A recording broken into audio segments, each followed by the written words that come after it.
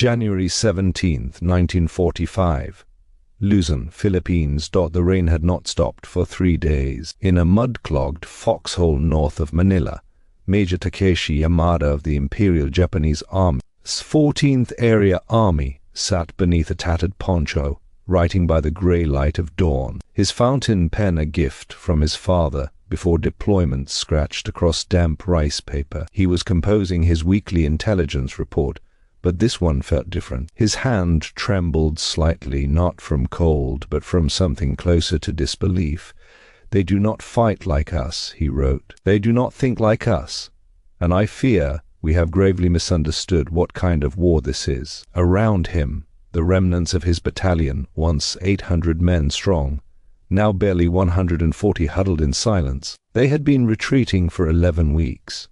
American forces were closing in from 3 directions, but it was not the artillery or the air superiority that haunted Yamada's thoughts that morning. It was something far more insidious, something he had witnessed over months of brutal jungle warfare. The Americans kept coming. No matter how many you killed, no matter how many units you shattered, they always came back fresh, equipped, and somehow more numerous than before. When Japan struck Pearl Harbor in December 1941, its military doctrine was forged. In the fires of Bushido, a code that prized spiritual endurance over material logistics. Japanese officers were taught that willpower, discipline, and the warrior's spirit could overcome numerical disadvantage. Soldiers were expected to fight until death. Replacements were not a priority.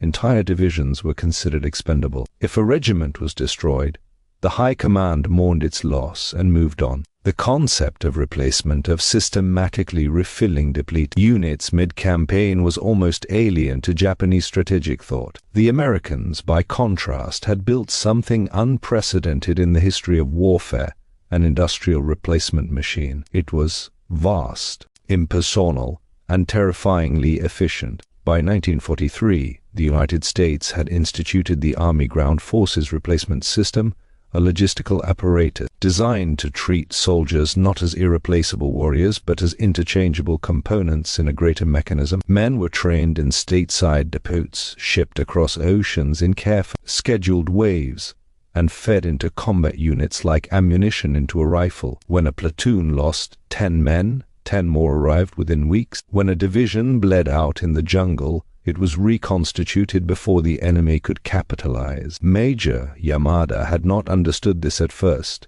None of them had. In the early months of the Pacific War, Japanese commanders celebrated their victories with quiet confidence. At Bataan, they had crushed American and Filipino forces. At Singapore, they had humiliated the British Empire. The Allies, they believed, were soft, spoiled by wealth, weakened by democracy, incapable of enduring the kind of suffering that forged true soldiers. Japanese intelligence reports from 1942 dripped with contempt. One staff officer in Tokyo wrote, "The American soldier fights only when conditions favor him. Deprive him of comfort, and he surrenders." But by mid-1943, the tone of field reports began to shift. "Encountered fresh American unit today," wrote a company commander on Bougainville in November 1943. "They attacked with unusual coordination. Many appear inexperienced, yet their equipment is flawless.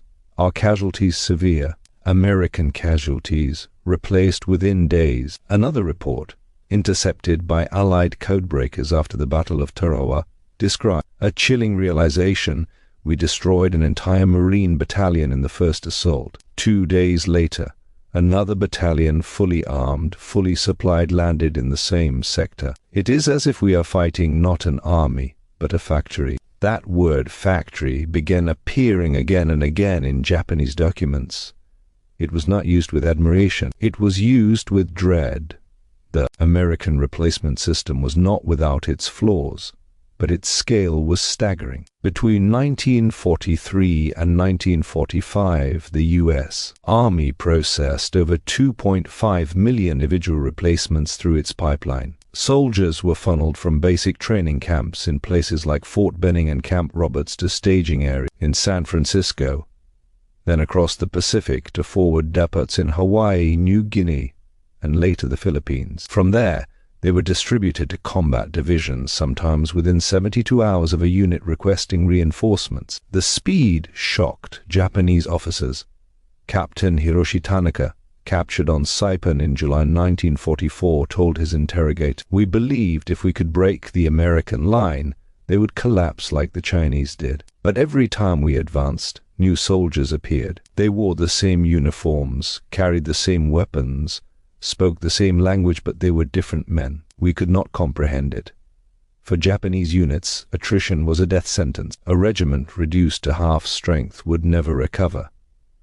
Officers knew their soldiers by name, by village, by family. When those men died, they were mourned, never replaced. Companies that began campaigns with 180 men often ended them with 30 or fewer. The survivors fought until they could no longer hold their weapons, and then they died in place, often by their own hand, because surrender was unthinkable.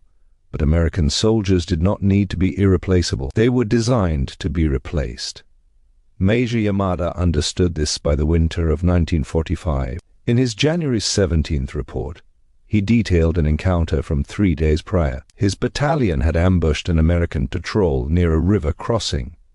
They had killed or wounded at least 20 enemy soldiers. It should have been a significant blow, a full platoon eliminated. Yamada expected the Americans to withdraw, regroup, perhaps abandon the sector for a week while they regathered their forces. Instead, the next morning, a new American platoon marched down the same trail. They were cautious, professional, and utterly unbothered by the loss of their predecessors. By midday, they had established a fortified position on the riverbank.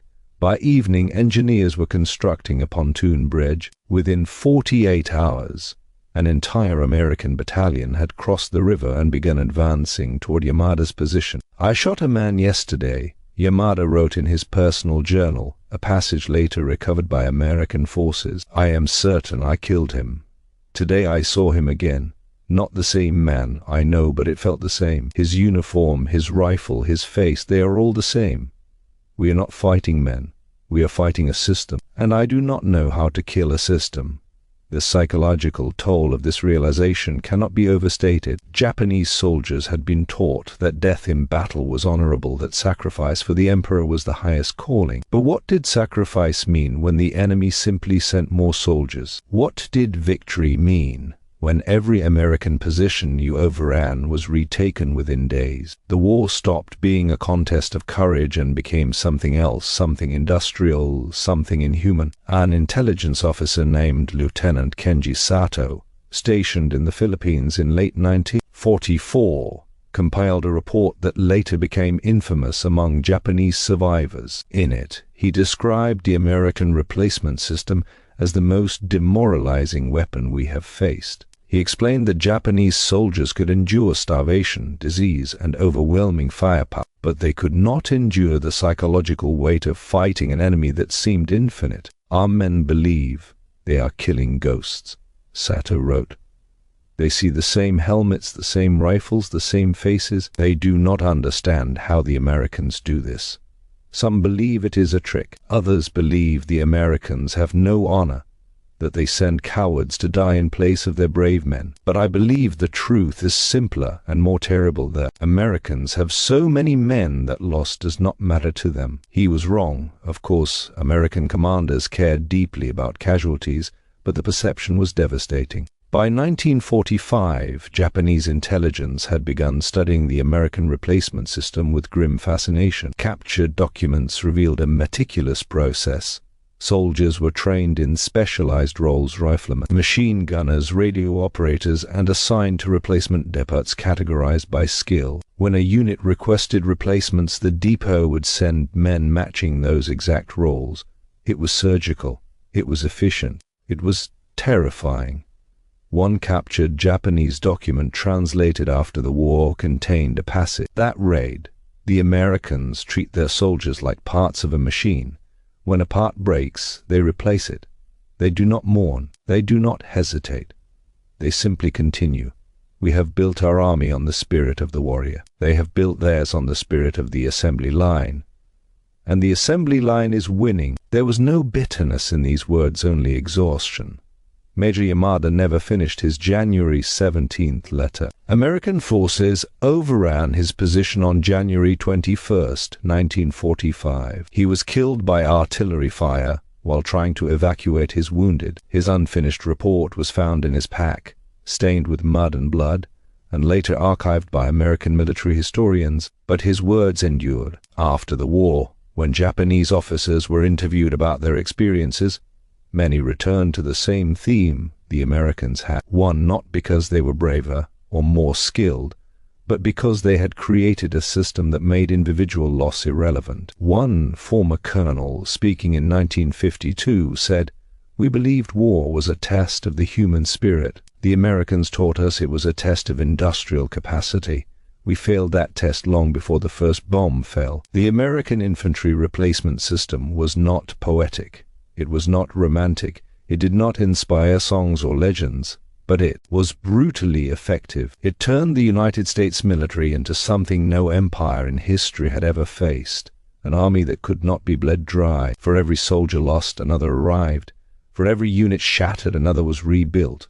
The pipeline never stopped. And for the Japanese soldiers who faced it, this was perhaps the cruelest truth of the war. They had been taught that sacrifice meant something, that death in battle was the ultimate proof of devotion. But against an enemy that could absorb loss without flinching, sacrifice became meaningless. Courage became irrelevant. The war stopped being a test of spirit and became a question of mathematics. And mathematics, as it turned out, favored the side with factories. Epilogue: there is a photograph taken in August 1945 of a warehouse in Manila. It shows rows upon rows of American uniforms, helmets, rifles, thousands of them, stacked neatly, waiting to be issued. The war had just ended, and these supplies would never be needed. But they had been ready, always ready. Somewhere in that warehouse, perhaps, was a uniform meant for a soldier who would have replaced another soldier, who would have replaced another. An infinite chain stretching back across the Pacific, across the factories of Detroit and Pittsburgh, across the training camps of Georgia and California, all the way to a quiet belief that no one man was irreplaceable, but that every man mattered enough to be replaced. The Japanese had built an army of warriors, the Americans had built an army of systems, and in the end the system endured, not because it was more noble, but because it was more patient. And patience in war is the cruelest virtue of all.